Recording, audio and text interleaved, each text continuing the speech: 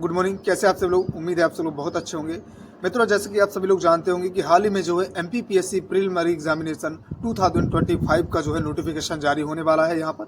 तो जितने भी लोग एमपीपीएससी 2024 23 जून को देने जा रहे हैं, उन्होंने कम पदों को लेकर, क्योंकि आप सभी लोग जानते होंगे कि जब एमपीपीएससी 2023 का नोटिफिकेशन आया, उस समय जो है लगभग जो है मध्य प्रदेश में एमपीपीएससी के पदों की संख्या की बात की जाए तो लगभग 229 पद आए हुए थे। हाल ही में जो बात की जाए कि एमपीपीएससी 2024 की, तो यहाँ पर जो है अब हाल ही में जो है केवल और केवल 60 पदों पर जो है नोटिफिकेशन निकाला गया था। हाल ही में जो उसके पदों को जो प्रोटेस्ट करने के बाद बच्चों ने इतना प्रोटेस्ट किया, तब कहीं जाकर यहाँ पर जो है 40 पद और लगभग इंक्रीज़ किए गए और टोटल पदों की संख्या 2024 में हो गई 110। अब 110 पदों पर जो है आज की डेट में जो है कम से कम नहीं तो 1.83 लाख जो है बच्चे जो है उस पर जो है फाइट कर रहे हैं। यहाँ 19 की बात करें तो 2019 में लगभग 571 पदों पर जो है भर्तियाँ आई थी लगभग, और इसी तरीके से हम 2020 की बात करें तो लगभग 400 के अप्रोक्स जो है वैकेंसी आई थी।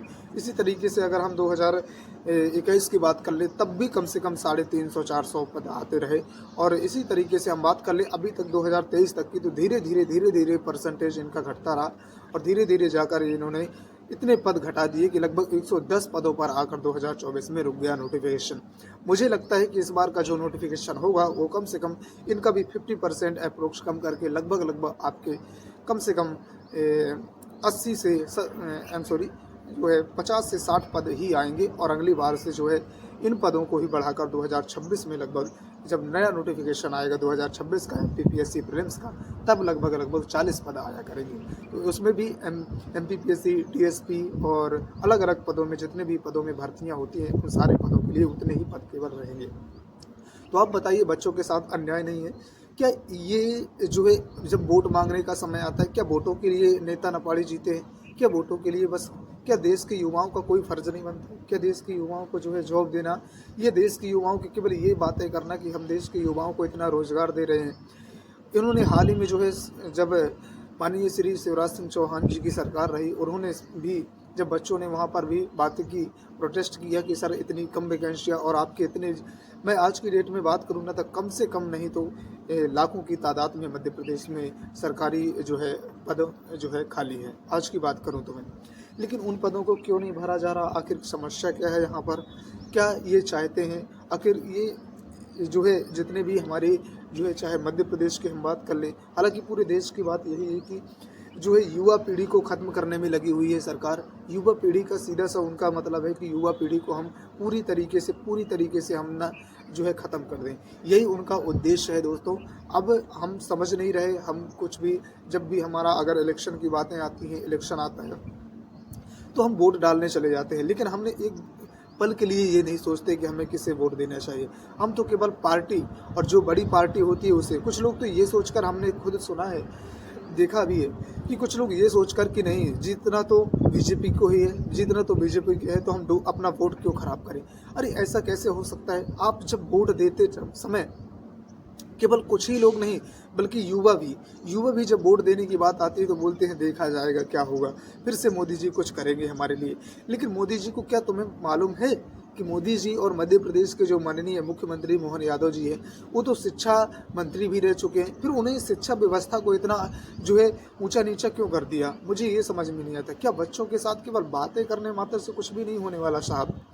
यहाँ पर आप बच्चों के बारे में सोचिए, हमारे बारे में सोचिए। हम इतने, अगर हमारे पास गरीबी नहीं होती, आप बताइए, हमारे पास 2 वक्त की खाने के लिए रोटी होती तो हम तुम्हारी इस सड़ी हुई नौकरी के पीछे लात मारे मारे घूमते? बताइए आप हैं। और कहते हैं कि बच्चे प्रोटेस्ट करते हैं, ये करते हैं, क्या करें बच्चे? आखिर आप बताइए ना।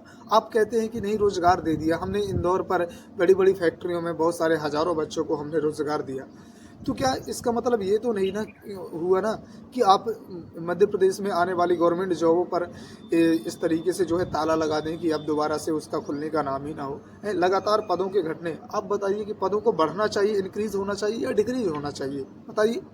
मध्य प्रदेश के अंदर 2024 की भर्ती जो आई हुई है, यहाँ पर 2025 में आने वाला नया नोटिफिकेशन, जहाँ पर मुझे लगता है कि जिस तरीके से भर्ती घटती हुई है जो है पदों की संख्या, जहाँ 2019 में लेकर लगभग 571 पदों 72 पदों पर जो है भर्तियाँ निकला करती थी, वहीं आज जाकर 2024-25 में लगभग कम से कम 60 से लेकर 40 पदों पर जो है भर्तियाँ आप नोटिफिकेशन निकाल रहे हैं। तो बच्चे प्रोटेस्ट नहीं करेंगे तो क्या करेंगे बताइए आप, हैं? यहाँ पर शर्म नाम की चीज़ तो बची नहीं आपको, शर्म नाम की चीज़ तो बची नहीं। आपने तो मध्य प्रदेश के युवाओं को पूरी तरीके से खदेड़ने में लगे हुए हैं, मध्य प्रदेश के युवाओं को पूरी तरीके से जो है निचोड़ने में लगे हुए हैं कि मध्य प्रदेश के युवा, जितने भी युवा पीढ़ी को खत्म करने में लगी हुई है। मैं दोस्तों कहना चाहता हूँ कि सरकार को कोई मतलब नहीं होता आपसे, सरकार को आपसे कोई मतलब नहीं है, केवल और केवल वोटों का मतलब होता है। तो जब आप उनका इलेक्शन हो जाता है, जब उनके वोटें पड़ जाती हैं, तो उन्हें फिर दोबारा से कोई मतलब नहीं होता। उन्हें मतलब होता है केवल अपने चुनाव से, अपनी उस राजगद्दी से, जहाँ पर बैठकर वो हमेशा भाषण देते रहते हैं। जब भी एक नई सुबह होगी, एक नई शाम होगी, तो बस युवाओं की बात करेंगे, कहीं इस लीटर में बात करेंगे, कहीं वहाँ पर बात करेंगे, और ये कोई ना कोई रिजर्वेशन पर फंसी हुई बातें। मैं कहना चाहूँगा कि मध्य प्रदेश में आने वाली आज तक की 2014 से जितनी भी वैकेंसियाँ हैं, क्या कोई भी वैकेंसी, एक वैकेंसी का नाम बता दो जो मध्य प्रदेश में होने वाली, चाहे मध्य प्रदेश पटवारी भर्ती की हम बात कर लें।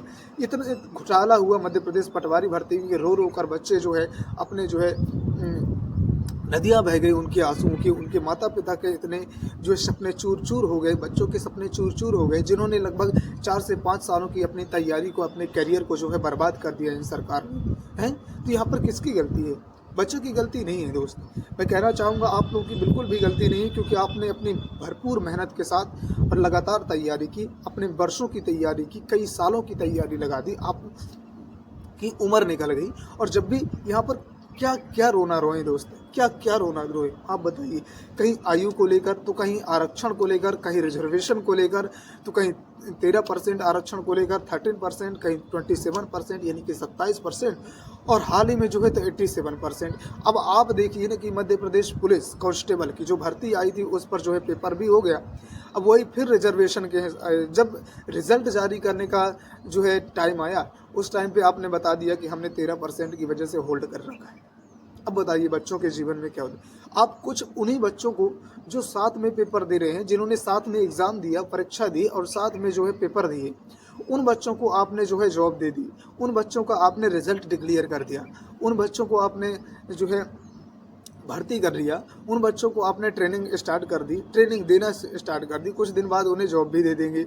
और जो बच्चे उन्हीं के साथ में पेपर दिए थे, उनका क्या कसूर था जिन्हें आपने 13% के होल्ड लेकर या 87% में होल्ड करके पदों को और बच्चों के जीवन को बर्बाद करने पर तुले हैं। उनकी क्या बात, उनकी कौन सुनने आता है आप बताइए। क्या इसी तरीके से एक राजा को होना चाहिए कि अपनी प्रजा हित के लिए, हैं, प्रजा हित के लिए कुछ भी ना करे, केवल बातें करे। भगवान श्री राम से थोड़ा बहुत सीखिए। आपने तो मंदिर बनाया हुआ है, इतना भव्य मंदिर बनाया हुआ है, हैं? हमारे देश में।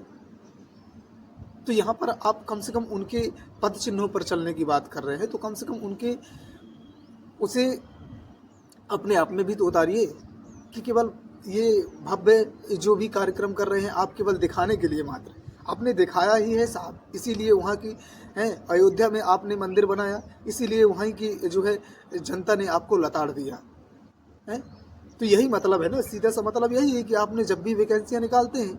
और मेरा कहना ये है कि देखिए मोदी जी, आपसे मैं रिक्वेस्ट करता हूँ कि अगली बार, इस बार आने वाली सरकार में ज़रूर आप अपने युवाओं के लिए बहुत अच्छा करने की कोशिश करें। पद जितने खाली हैं सभी पदों पर जो है भर्तियाँ करने की जो है बात करें। रेलवे के अंदर पता नहीं कितने पद खाली हैं, कम से कम लाखों की तादादों में, लाखों से ज़्यादा की तादादों में। फिर भी वहाँ पर भी कभी वहाँ की अगर हम बात कर लें तो वहाँ पर जो है लगभग आपने देखा होगा कि 2019 में आई हुई थी ग्रुप डी की भर्तियाँ, 1 लाख कुछ और पद आए थे। वहीं एनटीपीसी की भर्तियाँ आई थी लगभग 30 से 35 हज़ार।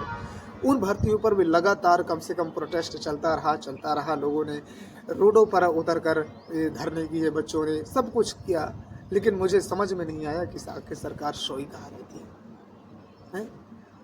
बस मंत्री मिनिस्टर का काम इतना है कि अपना पद लेकर और अपने जितना भी देश की जितनी भी इकोनॉमी हो उसका कम से कम 50% हिस्सा तो अपने पास इसका यहाँ पर दबा कर रख ही ले, हैं? जानेगी जनता जनता मरे चाहे जिए, बाद में हम फैक्ट्रियां डाल देंगे अपनी, कुछ भी कर देंगे अपनी। कहाँ से लगातार अमीर, इसीलिए देश में बेरोजगारी बढ़ती जा रही है, लगातार गरीब गरीब होते जा रहे हैं और लगातार अमीर अमीर होते जा रहे हैं बच्चों। यही कारण है। और हमेशा मैंने देखा है कि जितने भी युवा रहते हैं ना, जो भी स्टूडेंट रहते हैं, जो भी किसी न किसी एग्ज़ाम की तैयारी कर रहे हैं, वो हमेशा गरीब ही रहते हैं। सीधा सा मतलब यही है कि दोस्त, मैं कहना चाहूँगा कि सड़ी सी नौकरी के पीछे मत भागिए। और जो मैं बात कर रहा था ना अयोध्या में बने भगवान श्री राम के भव्य मंदिर का, वहाँ पर देखिए बनाया आप ही ने मंदिर, आप ही ने सब कुछ किया, आज तक तो कोई कर नहीं पाया, किसी की औकात नहीं थी, लेकिन आप ही को लताड़ दिया गया वहाँ से। तो क्यों लताड़ दिया गया? सीधा सा मतलब यही था ना कि आपने वहाँ पर उनके बच्चों के लिए कुछ नहीं किया, देश के युवाओं के लिए कुछ नहीं किया। यूपी की बात कर ले हम, अयोध्या की बात कर ले हम, हैं? अब मध्य प्रदेश में तो बहुत सारी जो है जॉब तो अब कुछ कहने लायक नहीं, लेकिन मध्य प्रदेश के हमारे युवाओं ने तो डटकर पूरी की पूरी वोटें दी हैं। पूरा का पूरा मध्य प्रदेश में निकल गए जो है मोदी भक्त, आपने देखा ही होगा। मोदी जी ने काम किया अयोध्या में, यूपी में, और मोदी भक्त निकल गए जो है एमपी में। क्या बात है। इसीलिए कहते हैं कि मूर्ख के मूर्ख, अब कह दो मुंह में तो लोगों को बुरा लगता है, लेकिन ये बात सच है दोस्त। जब तक आप समझेंगे नहीं ना बात को, जब तक आप राजनीति को आप कभी नहीं समझ सकते दोस्त। मैं एक बात कहना चाहूँगा, राजनीति में आप देखिए कि जिन लोगों को आप वोटें देते हैं, क्या वो लोग उसी पार्टी में बने रहते हैं? मुझे ये समझ में नहीं आता कि भारतीय संविधान की अनुसूची 10 में जो कि दल बदल कानून को लेकर जो है कानून बनाया गया है, क्या ये कानून को लागू होना चाहिए जो है इलेक्शन के बाद? जो ये पार्टियां बनाती हैं ना, जब ये कोई भी पार्टी वाला जो पार्टी वाला, कांग्रेस की पार्टी वाला हो चाहे कोई भी पार्टी वाला हो, आकर अपनी सरकार बनाने के लिए उन्हीं मिक्स कर लेता है, मिल जाते हैं एक साथ में पार्टियां, तो फिर वोट देने वालों को कोई मतलब ही नहीं। वोट दिया हमने किसी और को, तुम्हारी सरकार बनी किसी और की है, जाकर बाद में वो मिल गए। किसका भरोसा करेंगे आप बताइए? लेकिन आपके लिए क्या कोई कुछ करने के लिए तैयार है? ना तो वो मध्य प्रदेश की सरकार, ना तो कहीं और की सरकार। दोस्त, आपके साथ बिल्कुल बुरा अन्याय हो रहा है। मैं कहना चाहूँगा कि आपका ये, अब क्या कहेंगे, चाहे हम कोर्ट पर जाएं, कोर्ट भी सुनने के लिए, बिल्कुल मैं कहना चाहूँगा कि कोर्ट का भी सही डिसीजन नहीं है दोस्त आज की डेट में। कोर्ट भी मुझे लगता है कि इस तरीके से हो गया है जैसे कोर्ट भी बिक चुका हो, केवल और केवल गरीबों के लिए बना हुआ है। गरीबों को जेल में डाल दो, सड़ते रहेंगे, तिहाड़ जेल में डाल दो, छोटा सा कोई भी काम कर दें, कोई भी गलती भी हो जाए मिस्टेक से, तो उनके लिए बनी हुई जेलें, उनके लिए बना हुआ है कानून, बाकी किसी के लिए नहीं। दुनिया में संविधान की कोई इस भारत में वैल्यू नहीं है। अगर संविधान की वैल्यू होती ना दोस्त, तो आज इस तरीके से नहीं चलता होगा। जो लोग, कुछ लोग गाली देते हैं ना doctor B are Ambedkar ji को, उनसे मैं कहना चाहूँगा कि एक बात आप सुनिए। क्या doctor B are Ambedkar ji थे तो आपके लिए कुछ किए नहीं? आपके लिए सब कुछ इतना कुछ किया। अब आप देखिए, मैं कहना चाहूँगा कि भला 400 सीटें पार नहीं हुई, नहीं तो संविधान को बदल करना, सीधे लिख दिया जाता कि ये देश के युवाओं को ना देश निकाला करता हूँ। किसी भी तरीके की 1 रुपये की जो है जॉब देने की ज़रूरत नहीं, सीधे सीधे मध्य प्रदेश के युवाओं को और देश के पूरे युवाओं को देश निकाला कर दो। इनकी हमें ज़रूरत नहीं। हम यहीं पर जो है मस्ती करेंगे, जब राग नचाएंगे और कुछ भी करेंगे, हैं? बस नचनियाँ नचाएंगे, और नचनियाँ देखना आप लोगों को भी पसंद है? वही नेता आपको पसंद है जो केवल बातें करते हैं, केवल मुंह में बोलते हैं, बाकी वो लोग नहीं जो देश के लिए कुछ करने के लिए आप लोग चुनना ही नहीं चाहते। मैं एक बात तो समझ गया कि लोग का चुनना ही नहीं चाहते। चाहे हम बात कर ले बिहार की, अगर पढ़ा लिखा कोई आता है ना, तो पढ़े लिखे लोगों को चुनना ही नहीं चाहते। वो तो बस ये सोचते हैं, यार ये क्या करेगा, ये अपनी नौटंकी करेगा, पढ़ लिख कर आया है, इससे तो कोई अनुभव नहीं। अरे ऐसा नहीं। तो बस यही कहना चाहता हूँ कि माननीय हाई कोर्ट महोदय से कि जल्दी से जल्दी जैसा भी हो निपटारा जरूर करें। नहीं तो मध्य प्रदेश के युवाओं को अगर सूली पर चढ़ाना ही चाहते हैं तो बिल्कुल चढ़ा दीजिए। हंसते हंसते चढ़ने के लिए तैयार है। बाकी यहाँ भी तो सूली पर ही चढ़ने से ज़्यादा ही तकलीफ हो रही है, तो इससे बेहतर रहेगा कि सूली पर चढ़ा दीजिए। सभी को एक साथ ना बोल दीजिए कि सभी को एक साथ फांसी दे दो और तिहाड़ जेल में जो लोग बचे थे उनको डाल दो। बस यही आशा है। कौन कौन मेरे से सहमत है मित्रों? मैं कहना चाहूँगा कि वीडियो को लाइक ज़रूर कर देना अगर मेरी बात से सहमत हैं कि सच में मध्य प्रदेश की सरकार सोई हुई है और युवाओं के जीवन को